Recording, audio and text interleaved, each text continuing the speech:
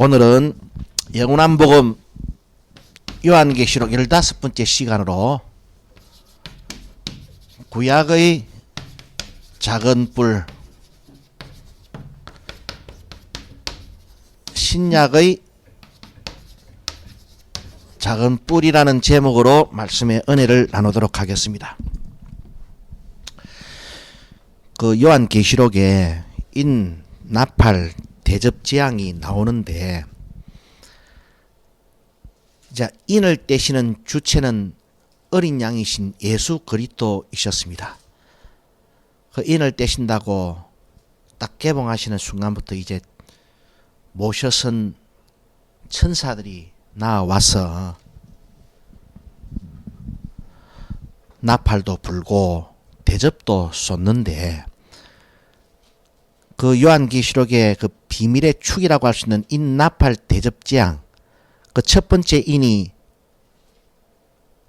열려지니까 흰말 탄자가 등장했잖아요. 그리고 마지막 일곱 번째 대접, 요한계시록 16장 17절로 20절의 말씀에서 보니까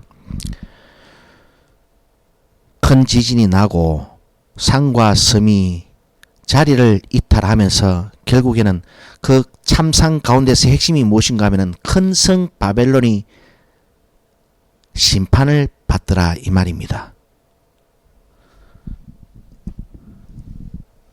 그리고 요한계시록 19장 19절로 21절의 말씀은 그 마지막 일곱 번째 대접의 심판의 내용을 요한계시록 19장 19절로 21절에서는 다시 중복해서 부연해서 설명해 주고 있는데, 그 보니까 짐승과 임금들, 그리고 그 군대들, 그리고 짐승과 거짓 선지자들, 그리고 그 나머지가 심판을 받는 것으로 대단원의 막을 내립니다. 그러니까 그 시작과 끝이 어떻게 되어 있는가 하면은 거짓 그리스도와 거짓 선지자의 미혹을 경고하면서부터 인이 열려지기 시작해가지고 마지막이 어떻게 이제 마감을 한다. 짐승과 거짓 선지자와 그들을 추종했던 사람들이 심판을 받는 것으로 이제 대단한의 막을 내립니다. 그러니까 그 인, 나팔, 대접 재앙을 딱 일목요연하게 요약해가지고 딱 한마디로 딱 정의하면은 거짓 그리스도와 거짓 선지자의 심판을 경고하면서 그 미혹을 주의하라 이 말입니다. 그래서 우리는 요한계시록을 알아갈 때 그 짐승과 거짓 선지자의 미혹이 어떤 내용이고, 그리고 또 미혹하는 짐승과 거짓 선지자의 정체를 아는 것이 중요한 것이지, 그 뭐 쓸데없이 뭐 그들의 뭐 무기, 뭐 핵무기, 탱크, 장갑차, 기관 단총, 군함, 뭐 그런 거 알아가는 것이 뭐가 그리 중요합니까?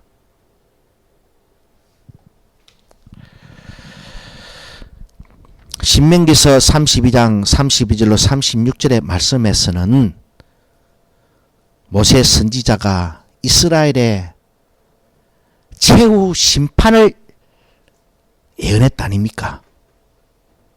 경고하고 있다 아닙니까? 마찬가지로 요한계시록도 교회의 심판을 예언하고 있고 경고하고 있는 것입니다. 별과 촛대의 말로를 경고하고 있는 거예요. 예언하고 있는 겁니다.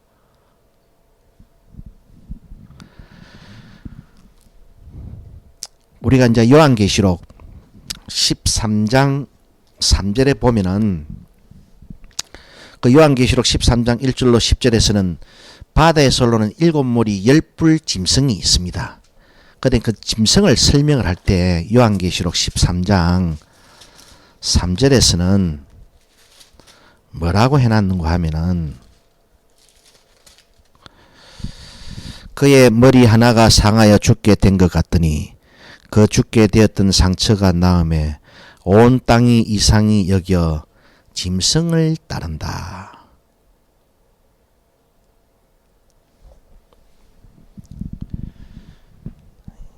이 구절을 어떻게 일반적으로 해석들을 하고 있는가? 제가 대충 기억하기로는 첫째, 이 머리 하나가 상하여 죽게 되다가 다시 그것이 살아나가지고 상처가 나으니까 온 땅이 이상히 여겨 그 짐승을 따른다. 그래서 이것을 구약 적그리스도의 환생이라고 이야기하는 사람들이 있고, 그리고 구약에 그 적그리스도가 있었습니다. 예언된 적그리스도가 실제 등장을 했었어요.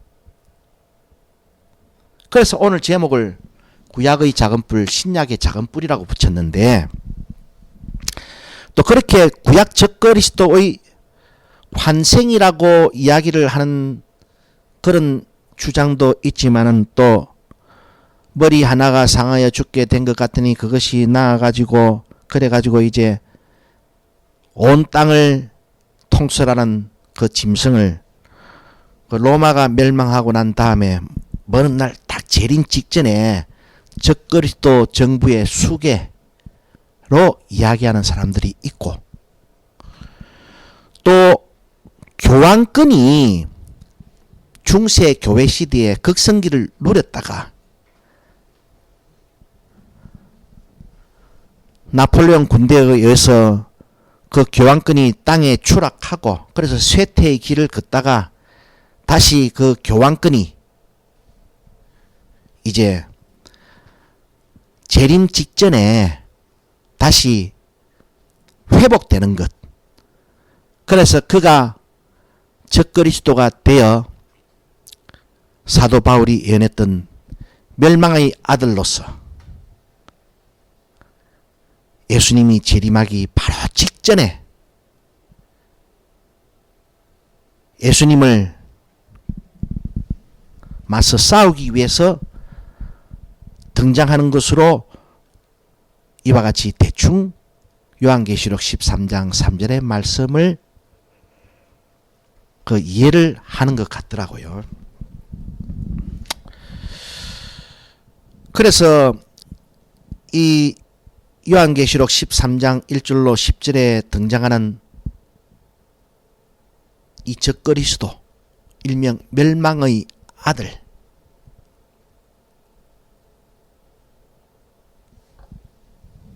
을 마태복음 24장 15절의 말씀과 연관시켜서, 그래서 그 마태복음 24장 15절에 보면은 멸망의 가져간 것이 거룩한 곳에 쓴 것을 보거든 유대에 있는 자들은 산으로 도망할지며 그 날에는 아이 벤 자들과 젖 먹이는 자들에게 화가 있을 것이다 등등 이렇게 이제 막 전쟁이 팡 터져가지고 막 사람들이 이제 막 엄청난, 예를 들어 지금 현재 푸틴이 우크라이나를 막 공습하고 침략하니까 피난민들이 막 생기잖아요. 도망을 가야 되잖아요. 막 그런 식으로 적그리스도가 팍 멸망을 가정한 것. 적그리스도가 이제 딱 모습을 나타내거든. 그것을 신호로 여기고, 심지어는 저 산으로 들로 하나님이 준비하신 지하 벙커로 도망을 가라고 한때 휴거론자들, 시한부 종말론자들이 선동하기까지 했습니다. 그런 의미를 다 이제 우리가 온전하게 이해하기 위해서는 이제 먼저 첫 번째 시간으로 이 구약의 작은 뿔과 신약의 작은 뿔을 잘 알아야 돼요. 우리가 이제 다니엘서 2장에 보면은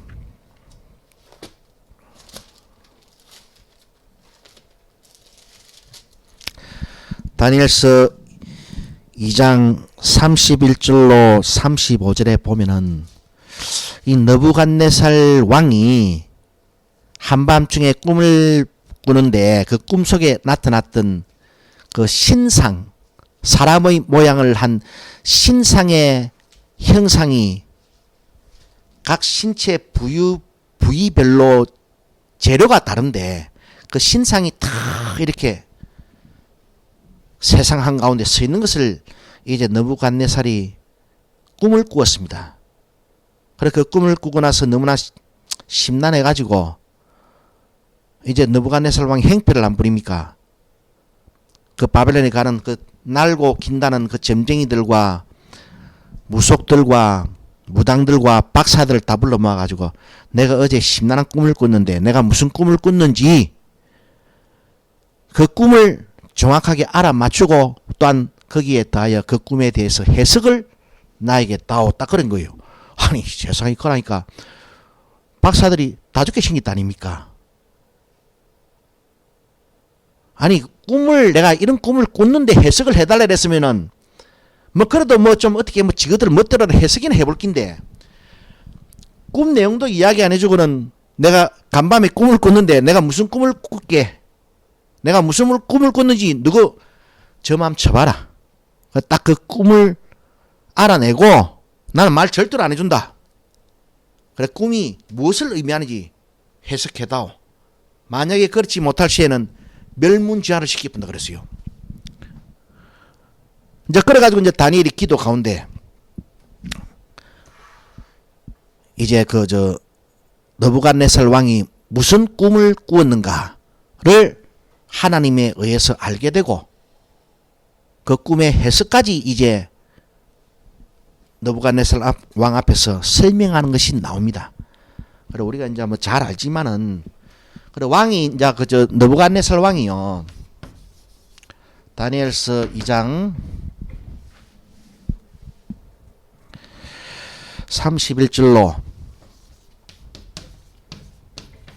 5절에서요 꿈을 꾸었습니다. 정금의 머리 은으로 된 가슴과 양팔 그 다음에 노수로 된 배와 넓적다리 철로 된 종아리 그 다음에 잘 안 보이겠지만은 10발가락 10발가락이 딱 중요한데 이 10발가락이 철과 진흙으로 되어 있었습니다.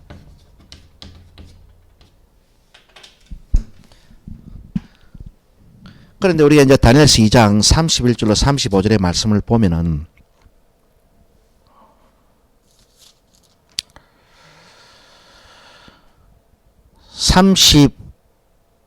(34절인데요) 또 왕이 보신저 사람의 손으로 하지 아니하고 떠인 돌이 신상의 철과 진흙의 발을 쳐서 부서뜨리매 때에 철과 진흙과 녹과 은과 금이 다 부서져 여름 타작마당의 겨같이 되어 바람에 불려간 것이 없었고 우상을 친 돌은 태산을 이루어 온 세계에 가득하였다. 여기서 여러분이 기억하셔야 될 것은 떠인 돌이 날아와 가지고 어디를 쳤는가? 10발가락 즉 발을 쳤다 이 말입니다. 발을 치고 나니까 그 신상 자체가 와르르 다 무너지면서 어떠한 나라가 등장을 하는데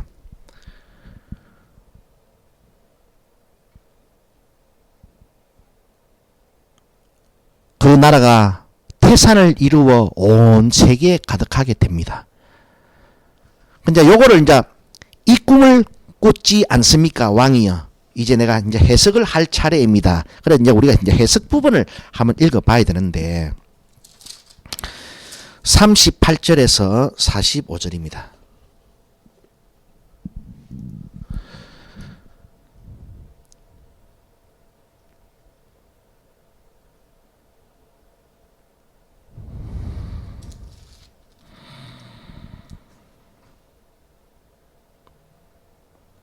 (38절을) 읽어보면은 왕은 곧 맨 마지막 절에 금머리입니다. 그럼 이게 이제 무엇을 이 정금의 머리 이거는 왕의 나라라 그러잖아요. 바벨론이잖아요. 근데 이거를 자 역사상으로 우리 이제 살펴보는데, 그래서 이 왕은 곧 금머리입니다. 그래서 이 중요한 게 이 저 다니엘의 환상을 봐갈 때 왕은 나라라는 것을 알아야 됩니다. 나라. 제국이라는 것을 알아야 됩니다. 이 보면은 그런데 이제 39절에 보면은 왕의 후에 왕만 못한 나라가 일어날 것이다. 정금의 머리가 바벨론 왕의 나라, 왕의 제국을 상징해 주고 있으니까, 그 다음에 은, 가슴과 양팔을 상징해 주고 있는 이 은은 왕보다 못한 나라가 일어날 것을 말해주고 있는 거다, 이렇게 이야기를 하잖아요. 이제 이게 와 중요한가 하면은, 많은 이 시한부 종말론자들이 이 부위별로 예시된 이 나라들을 갖다가 그냥 역사상을 통해서 역사순으로 시대순으로 이렇게 살펴봐야 되는데, 이거를 둥띠가 와가지고 말세지 말에 다 때려 끼워 맞춰버려요. 우리가 이게 이제 느부갓네살의 꿈의 환상에서는 신체 부위의 재료로 역사상에 등장할 제국들이 묘사되고 있지만은, 다니엘에게 또한 거듭해서 보여주는 환상을 통해서는 네 마리의 짐승을 통해서 시대순으로 역사순으로 등장할 나라들을 말해주고 있는데, 많은 사람들이 이 역사성을 없애버리고 뭐 자기가 요한계시록 풀고 종말을 강화하고 말세에 뭐 가나큰 뭐 그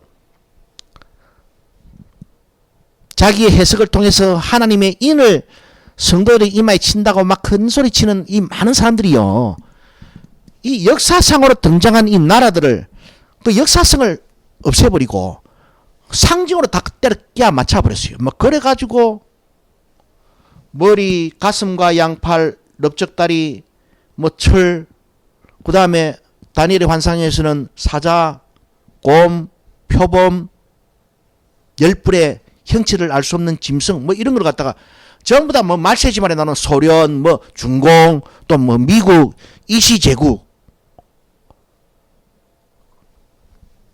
이런 신체 부위의 재료와 다니엘의 환상에서 나온 그 각 짐승의 모양이 이 말세지말에 우리가 살고 있는 시대에 미국으로, 이시제국으로, 중공으로, 소련으로, 소련이 해체되기 전까지는 소련이라고 엄청나게 많이 떠들고 돌아다녔습니다. 그래서 자기가 그것을, 이 예언을, 이 환상을 그렇게 적중시켰다고 막 굉장히 우빵찍고 돌아다녔습니다. 그 전부 다 헛소리들입니다.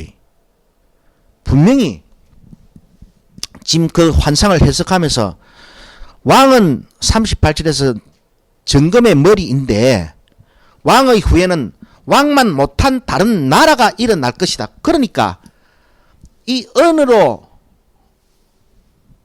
구성된 가슴과 양팔의 나라는 그 바벨론 제국 다음에 역사상에 등장하는 나라로 성취되지, 그 나라가 말세지말에 뭐 중공이나 소련이나 이시제국이나 미국을 상징하는 것이 절대로 아닙니다.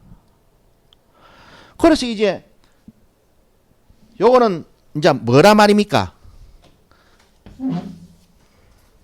가슴과 양팔이 은으로 된 나라는 왕보다 못한 나라다 말을 한다입니까? 그리고 이게 이제 역사상으로 보면은 페르시아예요.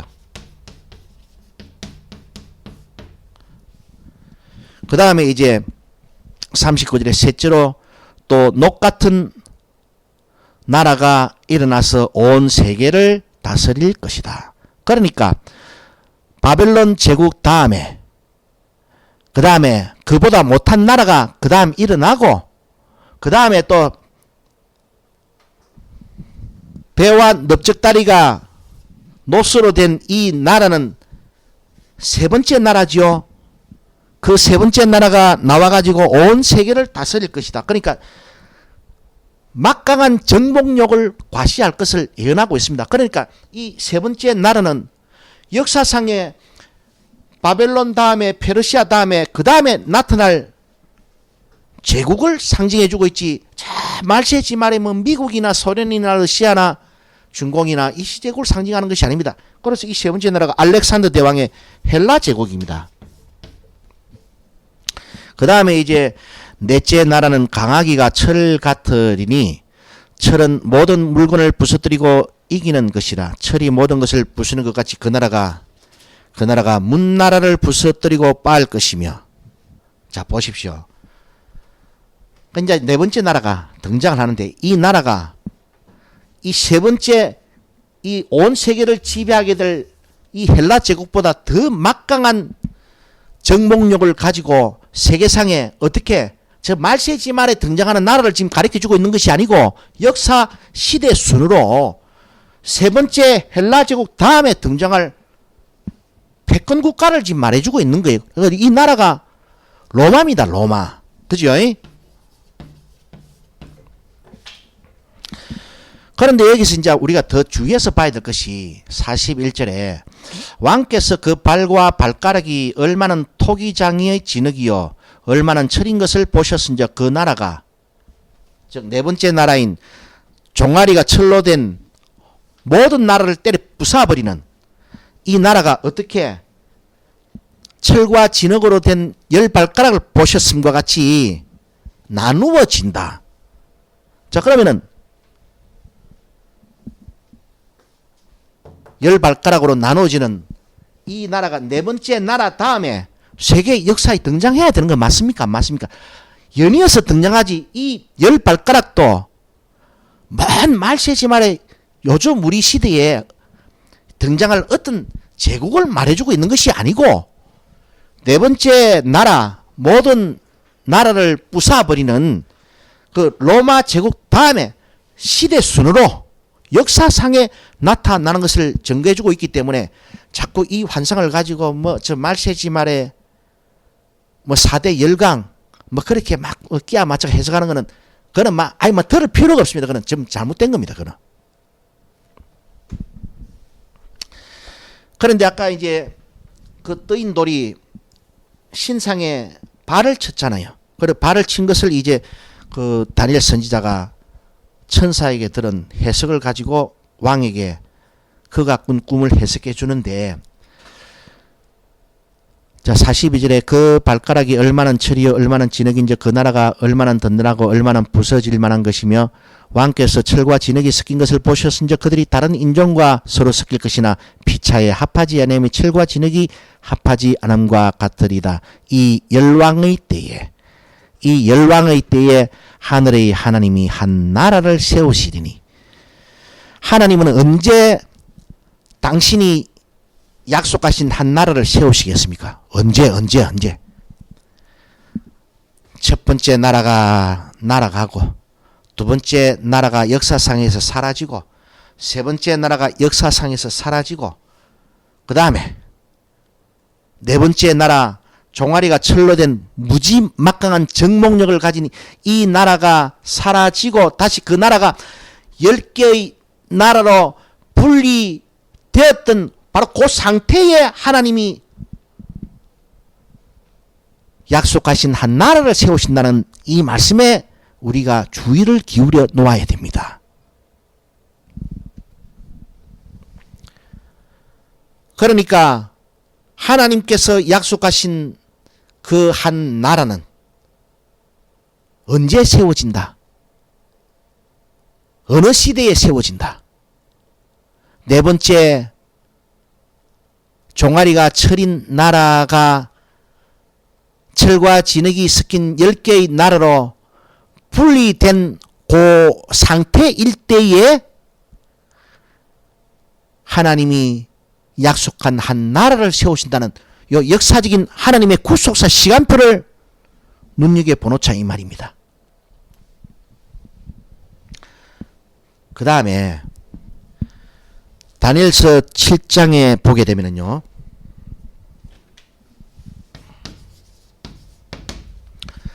7장 2절에서 8절 2절에서 8절을 딱 보게 되면은 7장 2절로 8절의 말씀을 우리가 보게 되면은 이 다니엘이 이제 느부갓네살 왕이 꾸었던 꿈의 신상을 보는 것이 아니고 직접 하나님으로부터 환상을 보게 되는데 그 느부갓네살의 꿈에는 이 역사상 시대 순으로 등장할 이 제국들의 모습이 제국들의 출인이 각 머리에서부터 발끝까지 이르는 신체 부위의 죄로 예언을 하셨던 반면에 이 다니엘의 7장 2절로 8절의 환상에서는 사자, 곰, 그 다음에 표범 이렇게 말씀을 하는데 다니엘서 7장을 보겠습니다.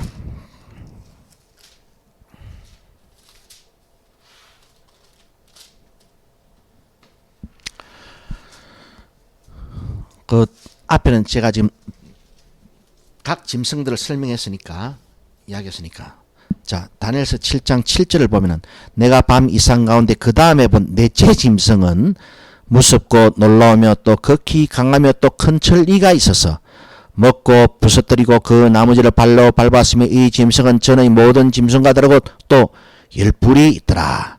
그런데 이제 중요한 게 8절에 내가 그 뿔을 유심히 보는 중 다른 작은 뿔이 그 사이에서 나더니 먼저 뿔 중에 셋이 그 앞에서 뿌리까지 뽑혔으며 이 작은 뿔에는 사람의 눈 같은 눈이 있고 또 입이 있어 큰 말을 하였다. 여기서 이제 작은 뿔이 등장하는 거예요.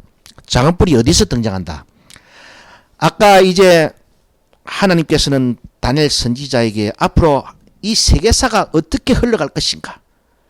그래서 이 신상의 신체 부위를 각 재료별로 이와 같은 나라들이 역사상에 출현하게 될 것을 예언했을 때 그 예언 당시에 우리가 보면은 네 번째 짐승에서는 반드시 그 네 번째 짐승이 10개로 분리가 되고 그래 바꿔 말하면 역사는 네 번째 짐승의 시대에서 끝나는 것이 아니고 네 번째 짐승이 10발가락으로 철과 진흙으로 구성된 것처럼 분리되는 시대까지 진행할 것을 지금 주님이 예언하시는데 이 작은 뿔이 말입니다. 어디서 나오느냐?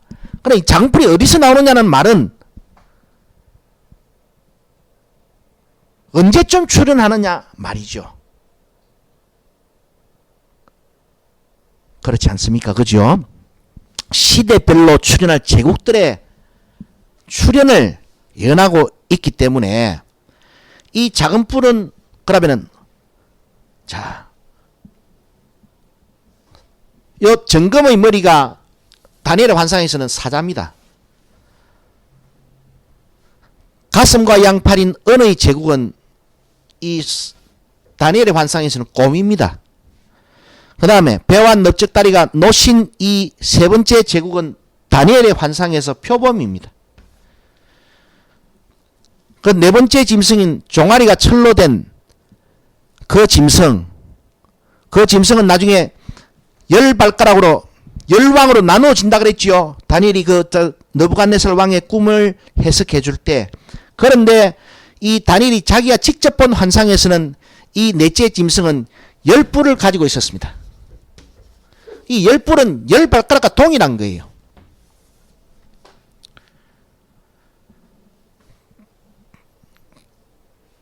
철이라는 종아리에서 10발가락이 함께 붙어 있듯이, 그래 바꿔 말하면 붙어 있다는 것은 같은 제국이다 이 말이에요. 같은 제국, 같은 나라다 이 말입니다. 다니엘의 환상에서는 이것을 완전히 10뿔로 보면서 이 10뿔로 끝이 나는 것이 아니고 이 작은 뿔이 나옵니다. 작은 뿔이.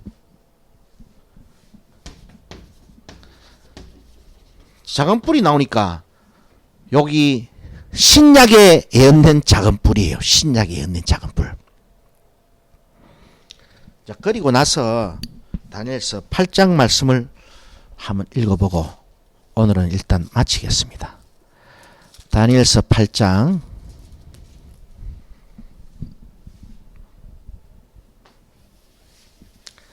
다니엘 8장은요.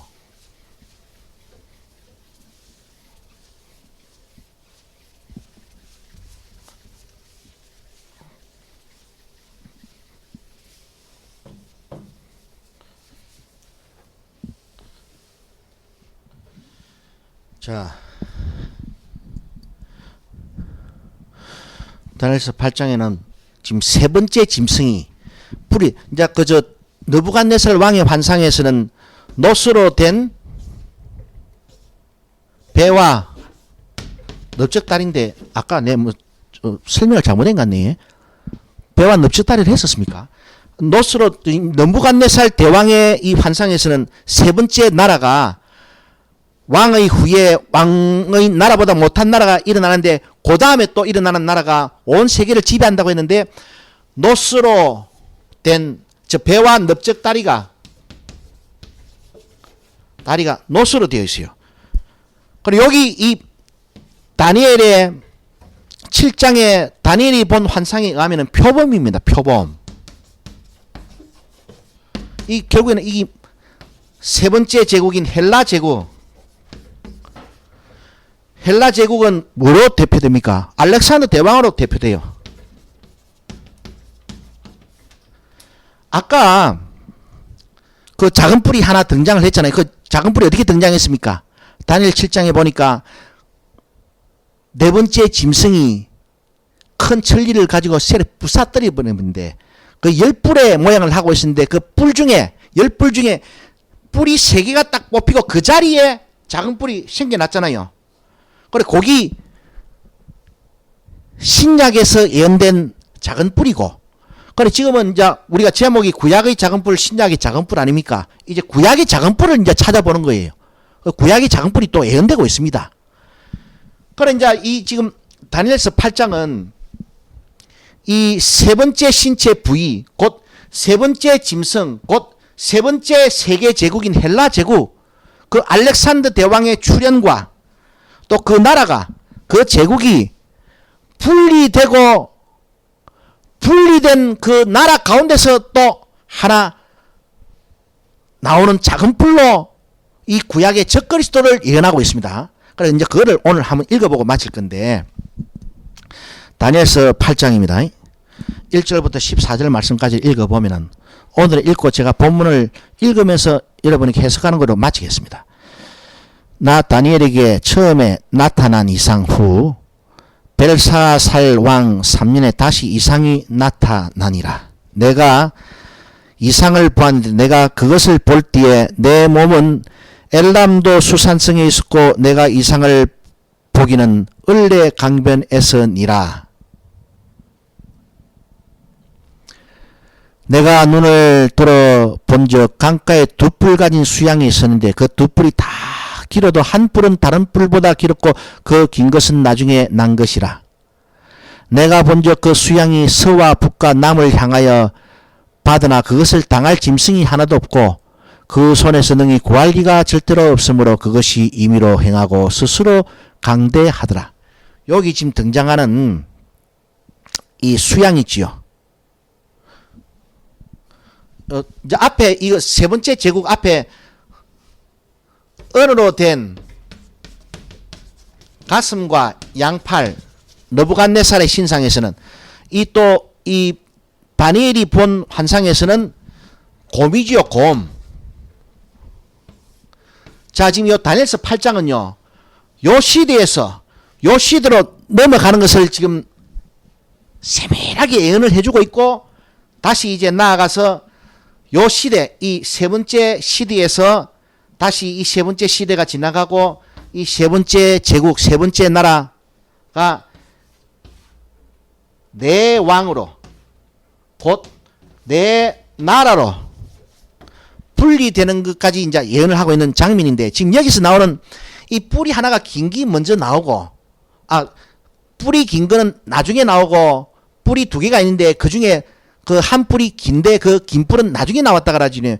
여기 지금 이제 나중에 살펴보겠지만은 페르시아 제국 신체 부위가 은이 상징하고 있는 페르시아 제국, 페르시아 제국을 상징하고 있는 페르시아 제국이 나와가지고 지금 보니까 사절에 보니까 이게 막 서와 북과 남을 향해 막 들이받고 돌아다닙니다.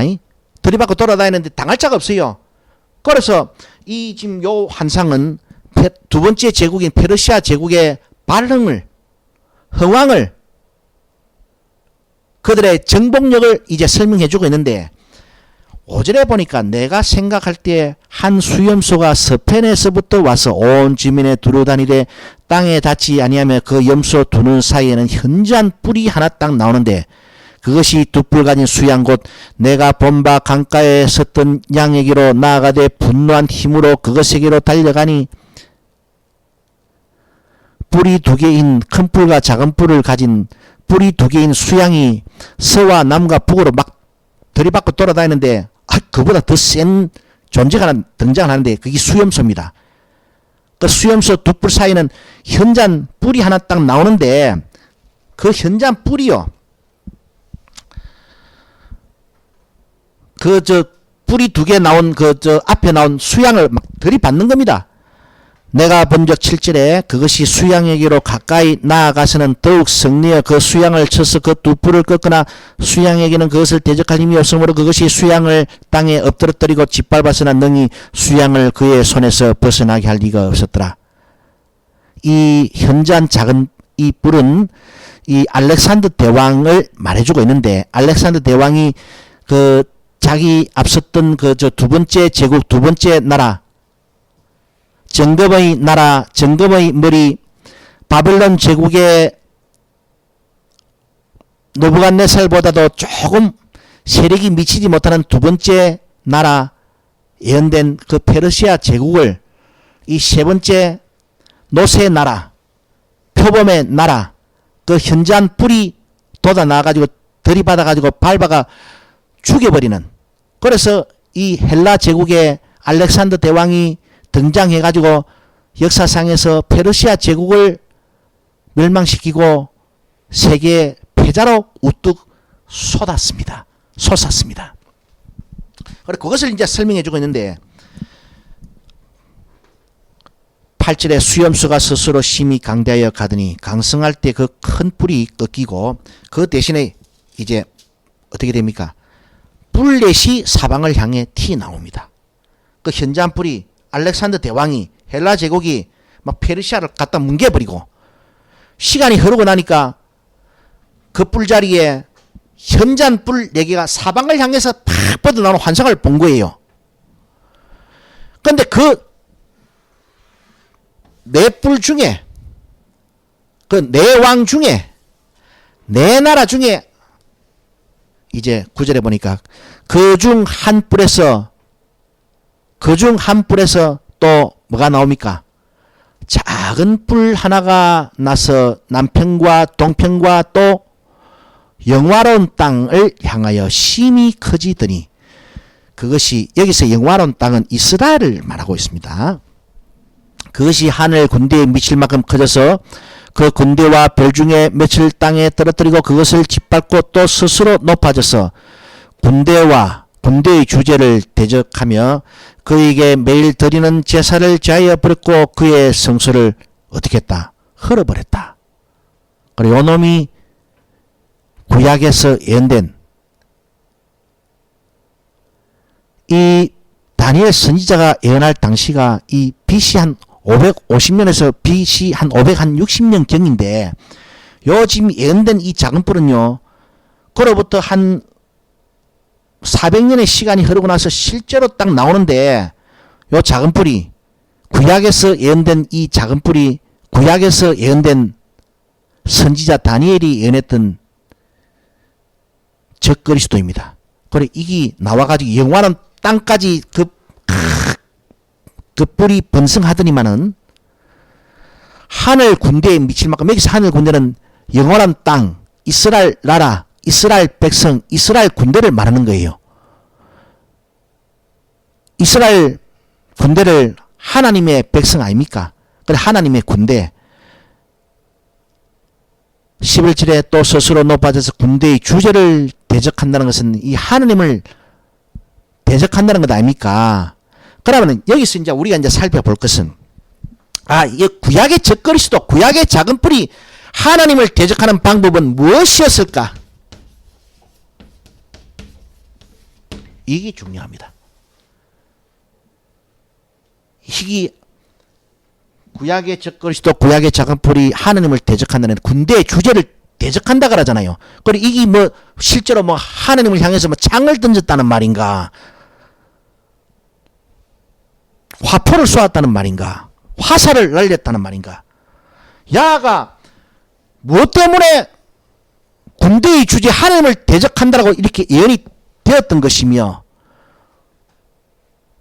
그러면은 그가 나와서 한 행동을 우리가 살펴보면은, 이놈이 하나님을 대적한다고 예언되었는데, 요렇게 하는 것이 하나님을 대적하는 것이구나, 이거는 실제 전쟁을 말하는 것이 아니구나 하는 것을 이제 알면 된다 이 말입니다. 그런데 11절에 이 작은 뿔이, 이 구약의 적그리스도가 11절에 보니까 군대의 주제를 대적하고 그에게 매일 드리는 제사를 제하여 버리고 그의 성소를 헐어버린다. 그런데 이와 같이 이놈이, 이 작은 뿔이, 이 구약의 적그리스도가 이와 같이 이 설쳐될 수 있었던 이유는, 그 원인이 어디에 있다? 12절에 이 말씀이 이제 중요합니다. 범죄함을 인하여. 범죄함을 인하여 백성과 매일 드리는 제사가 그것에게 붙임받았고 그것이 또 진리를 땅에 던지며 자의로 행하여 형통하였더라. 이 구약의 작은 뿔, 구약의 이 적그리스도가 이만큼 하나님을 대적할 수 있었던 이유는, 하나님을 대적한다는 것은 하나님의 백성을 핍박했다는 것이거든요. 하나님의 백성을 핍박하는데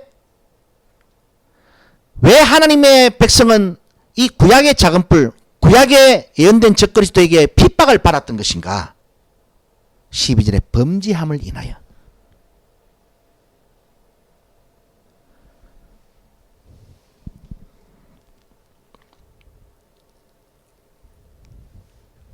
그래서 우리가 데살로니가 후서 2장 3절에 보면은,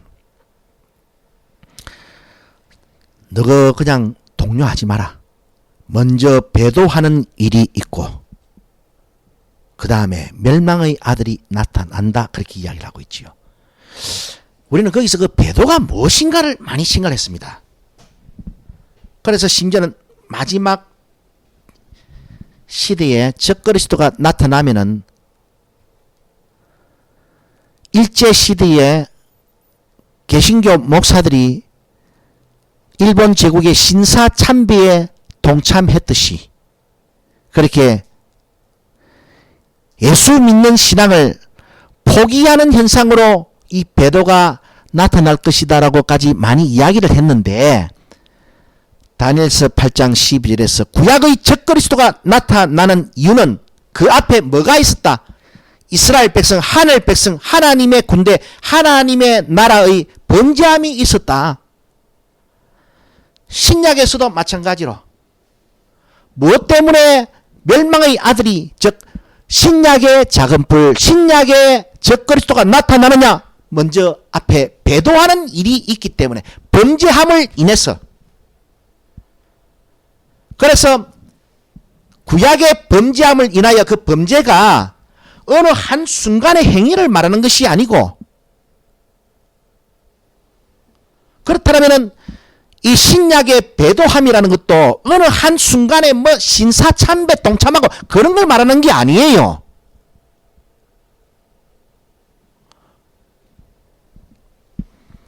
우리가 말라기 선지서가 최후의 구약 선지서입니다. 그 말라기서 2장 1절과 6절의 말씀이라든지, 말라기서 2장 그 말씀이라든지, 말라기서 1장 6절로 14절의 말씀을 이렇게 보게 되면은 그 중에 유명한 구절이 있잖아요. 말라기서 1장 10절에는 자들 뭐 내한테 뭐 예배 드린다고 뭐 늘상 성전문을 출입하는데 누가 성전 문 좀 닫아줄 놈 없나? 막 꼴보기 싫어 죽겠다 라는 책망이 있습니다. 그리고 말라기서 2장 3절에서는 내가 막 그냥 저 재물의 똥을 갖다가 지그들 얼굴에다가 막 확 발라버릴라 라는 말씀이 있습니다. 이때가 기원전 430년경입니다. 성전 제사가 타락한 그 범죄함을 인하여 거짓 300년의 시간이 지나고 나서 이 구약의 적그리스도가 등장합니다.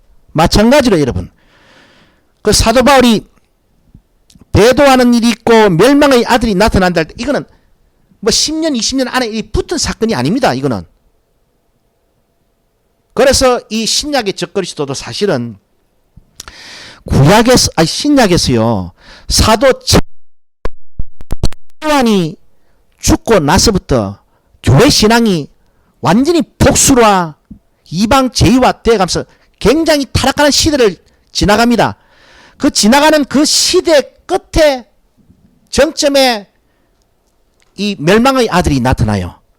그 멸망의 아들이 즉 하나님을 대적하는 멸망의 아들이 나타나서 어떻게 하나님을 대적하는 것이 되었는 것인가? 이제 그거를 우리가 이제 살펴보는 거예요. 그래서 다시 말씀드리지만은 범죄함을 인하여 이 구약의 작은 뿔이 나타나는 이거는 같이 붙어 있는 시간 사건이 아니고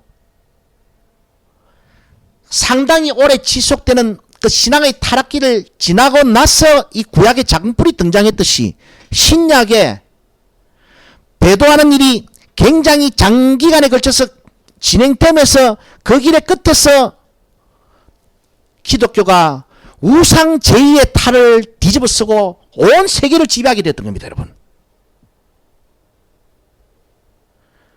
그러니까 자꾸 그 배도하는 일을 갖다가 말세지만의 멸망의 아들도 꼭 그 저 말세지만의 어느 한순간에 톡 튀나올 그런 적그리스도 정부의 수계 정도로 이해를 하고 그 앞에 그 배도하는 일은 그 당시에 뭐 신사참배 참여하듯이 그 적그리스도 정부 적그리스도에게 머리를 목사들이 수그린다 뭐 그렇게 성취되는 걸로 이해는 하는데 전혀 아닙니다.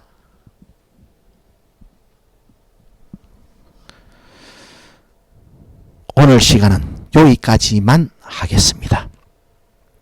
그래서 구약의 작은 뿔이 등장하는 노정을 우리가 좀 살펴보면서 이제 신약의 적그리스도는 그래서 제가 말씀드리다시피 그 시한부 종말하는 자들이 이야기하는 것처럼 시대 말에 불쑥 튀 나오는 게 아니고요. 이미 나타나가지고 있습니다. 그러니까 이제 그래서 야 주님이 요한계시록의 인을 떼시면서 뭐를 경고하고 있습니까? 미혹이 등장하잖아요. 흰말 탄자가 등장하잖아요. 제일 처음에.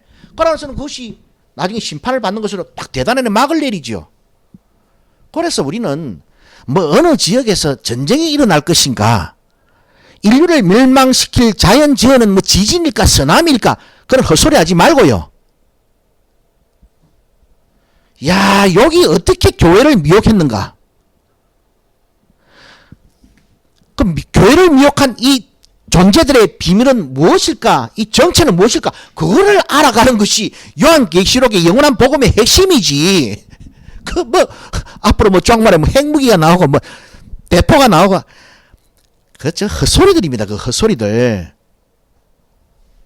말씀을 맺겠습니다.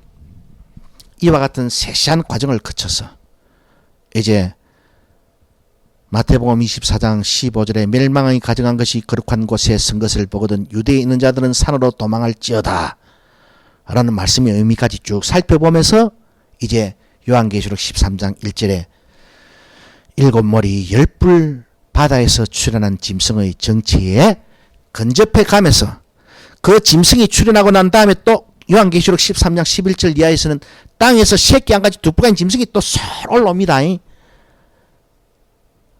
그러니까 이제 그거는 하나님의 나라를 침략할, 하나님의 나라를 쑥대밭 만들어버릴 원수의 세력이 출현하는 것을 경고해주고 있는 거예요. 그래 그 놈들이 어떻게 교회를 미혹했는가? 또 교회를 미혹한 그놈들은 누구인가? 이제 그것을 알아가는 장시간의 시간을 잠시 가지도록 하겠습니다. 말씀을 맺겠습니다. 오늘 여러분이 배운 것에서 핵심으로 눈여겨 기억하고 있어야 될 것은 이 구약에 예언된 작은 뿔이 군대의 주제 곧 하나님을 대적한다라고 예언이 되어졌는데 야하가 실제로 하늘을 향해서 공성태를 날리고 불나사를 쏘고 창을 던지고 그런 것으로 성취되었는가? 그렇다면 이 말세의 지말에 출현할 적그리스도가 하나님을 대적하는 것은 어떻게 대적하는 것인가를 알 수 있고, 그 다음에 이것이 출현하기 전에 먼저 배도하는 일이 있다고 했는데 그 배도하는 일이 이 구약의 적그리스도가 예언되기 전에 왜 그 구약의 작은 뿔 구약의 적그리스도가 출현되느냐? 이스라엘 백성들의 범죄함을 인하여 심판의 막대기로 등장했다. 그리고 바꾸고 말하면 이 신약의 적그리스도도 무엇 때문에 출현하게 된다? 교회가 배도를 했기 때문에, 교회가 범죄함을 인하여 이게 하나님의 심판의 도구로 출현한 거예요. 그런 구속사의 경륜을 알아가는 시간을 가지도록 하는데 오늘 이 두 가지 사실을 여러분이 꼭 머리에 유념을 해 놓으셔야 앞으로 계속 전달되는 영원한 복음 요한계시록을 이해하는 데 있어서 또 그 말씀을 하나님의 말씀으로 영혼을 다해 아멘하는 데 있어서 지혜의 통로가 될 것이라는 확신을 여러분에게 전하면서 오늘 시간은 마치도록 하겠습니다.